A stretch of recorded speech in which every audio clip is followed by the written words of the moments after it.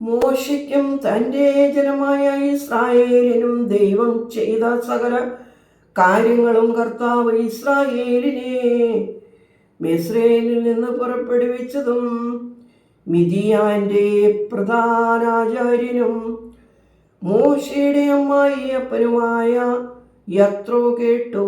മോശയുടെ അമ്മായി അപ്പനായ യത്രോ തൻ്റെ പുത്രിയും മോശ വിട്ടിട്ടു പോയിരുന്ന അവൻ്റെ ഭാര്യയുമായ സപ്പോറായെയും അവളുടെ 2 പുത്രന്മാരെയും കൂട്ടിക്കൊണ്ട് വന്നു. അവരിൽ ഒരുവന്റെ പേര് ഗർഷോൻ എന്നായിരുന്നു. എന്തെന്നാൽ ഞാൻ അന്യദേശത്ത് പ്രവാസിയായിരുന്നു എന്ന് അവൻ പറഞ്ഞു. മറ്റവന്റെ പേര് ഏലിയാസാർ. എന്തെന്നാൽ എൻ്റെ പിതാ